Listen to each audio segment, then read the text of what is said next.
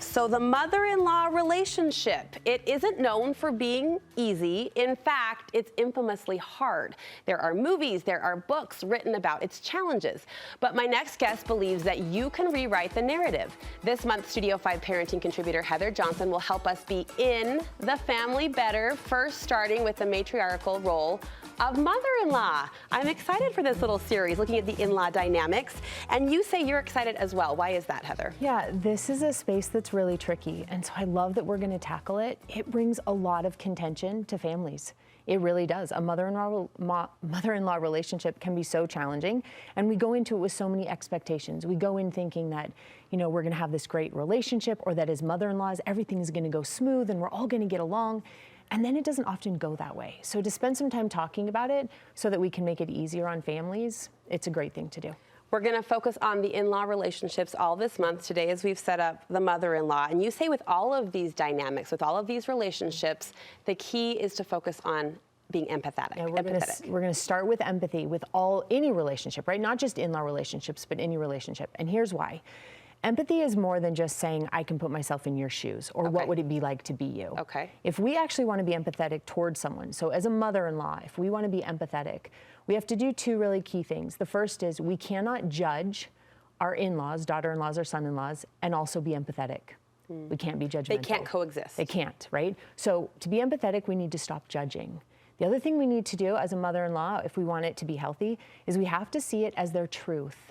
So if we have a daughter-in-law who says this is challenging, or your son is hard to get along with, or being a mom is X, Y, and Z, we have to see it as their truth, even if it isn't the truth. Even if it goes against what I believe, yes, my experience. All of those things, to be empathetic, right? We're not trying to solve it with our in-laws. We're looking at it from a perspective of saying, how can I offer empathy to you? Now, here's why that's so important. When we're worried about being empathetic towards someone, it means that we don't have any energy to make things about us.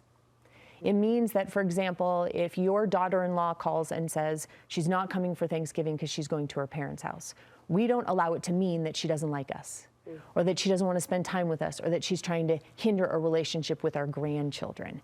We don't make things about us because we're so busy being empathetic, because we're so busy not judging. Okay, let me play devil's advocate. What if their truth is just not true? What if their truth is not reality? Are you saying it doesn't matter? It doesn't matter. We're not trying to figure out what's true to them or not. We are trying to honor and respect that it is true, and then decide who we're going to be in response to what's true to them. Okay. That's what we're trying to do. As soon as we get caught up in if they're right or wrong, we're in big trouble, right? As anyone, but especially as mother-in-laws. So we want to steer clear from that.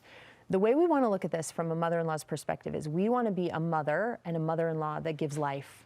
That's what mothers do, right? We're very familiar with that. We talk about it often. Mothers breathe life into things. And so as a mother-in-law, you want to take that stance where you're asking yourself, how can I breathe life into relationships instead of take from these relationships? How can I buoy them up and support them and help them flourish instead of allowing them to mean something about me not being enough? That's a beautiful way to phrase it and a beautiful way to look at it. How can I breathe life into this relationship? That's what we're going to do as mother-in-laws. One way we can do that, you say, is to provide support. Yes, we are. We're going to do all that we can to provide support to relationships. Now, we're going to do this in a couple ways. One, as mother-in-laws, we are going to go in already trusting our daughter or son-in-laws, opposed to making them prove themselves before we trust them. We're going to support them by trusting and loving sight unseen. Right? We're just going to do that right out of the gate. We're also going to support them when we stop competing and when we start collaborating instead. So we're going to work really hard to collaborate with, especially in-laws as they join our family, opposed to competing. And we're going to make sure that we're not choosing sides. It is so easy to choose sides, right? We're a mother-in-law. It's very easy to look and say, well, my son would never do that, so it must be my daughter-in-law, right? Blood is thicker than water that way. And so we have to be really mindful that we're not choosing sides. We do this in so many different ways, right? We even do it when we look at a new baby as a mother-in-law and say, oh, they look just like my son, and completely forget that half of that child belongs to a daughter-in-law that you're not acknowledging. We make those small comments. It's not very supportive, right? We're going to support by making sure that we do not offer to discipline our grandchildren. We're going to step back from those spaces. And so that support is really important if we're going to breathe life into a relationship. You say we also, as a mother-in-law, can provide security. We're going to make things really safe for them. One of the best ways to make things safe and to create relationships that are safe is to make sure that someone else's name is safe in our mouths and in our hearts. which means that our daughters and son-in-laws know that we're not going to speak ill of them, that we're not going to be critical of them, that we're not going to go to lunch with our girlfriends and talk about all the ways that our daughter-in-law is just the worst. Which, hold on, means we shouldn't go to lunch with our girlfriends and talk about how our daughter-in-law is the worst. It's exactly right. Yeah. And we want our daughter and son-in-laws to know, as a mother-in-law, that their names are safe with us. I love that. We also want them to know that their names are safe and that they're safe in our hearts too. Remember, people respond primarily to how we feel about them on the inside, not by our behavior. Oh, Heather, that's huge. I can behave the right way all the time. Yes, yes. But I might not feel about someone the right way on the inside. Yes. So we want them to know that in our hearts, it is also a very safe place for them. Because you're saying that's a more obvious clue than we think. It is. And don't we feel that with children too? Absolutely. Like little children, like they know if Mm-hmm. where I'm at with them. They know. I mean, we can go back, let's go back to like high school, right? There were plenty of situations where someone might not have been very fond of us and they pretended and behaved the right way. We knew full well that they didn't like us, yeah. right? And it goes the other way. I'm sure we've all tried to fake it plenty of times. The other person's not naive to it.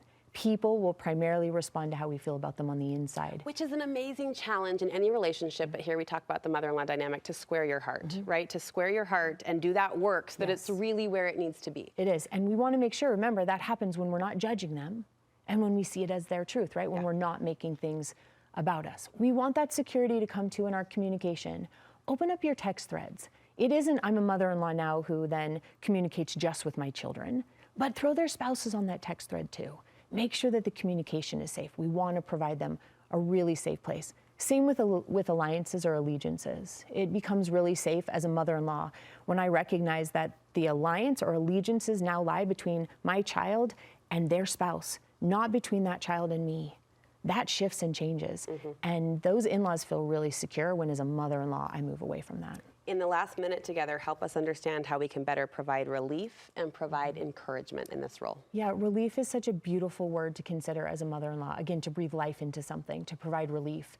We can provide relief physically and also emotionally or mentally. We provide relief when we have an open door policy, when anyone can stop by at any time and know that if they're hungry, we find food, and if they're tired, there's a bed to take a nap on for an hour. When there's a new baby, that we're willing to watch children. When someone needs a date night, that we'll take grandkids for a couple hours. That's relief, and we provide relief that way. We also provide relief when we're willing to be open about the fact that we didn't do it perfect. Mother-in-laws are very quick to say, well, my kids never did that, or we never struggled with those challenges. You're like, wait a minute, I'm married Hold to them. on a second. And it's an instant shutdown. So that relief comes when we're providing it, not just physically, but also emotionally. And then the encouragement comes when we don't criticize. When we're so busy looking for the ways that they're succeeding and connecting and doing it right, that we don't have any energy left to look at the ways where maybe they're struggling, or they're missing the mark, or they're making mistakes. Because we're that big of a cheerleader. Because we're that big of a cheerleader. Yeah. That's our job. And then relationships, they breathe. They take on a whole new perspective and connection when we give them life instead of constantly trying to take it from them. What a beautiful conversation that frames up the potential in this relationship so nicely. Heather, thank you so much. Heather coaches and counsels families and individuals. You can find her contact information on our website.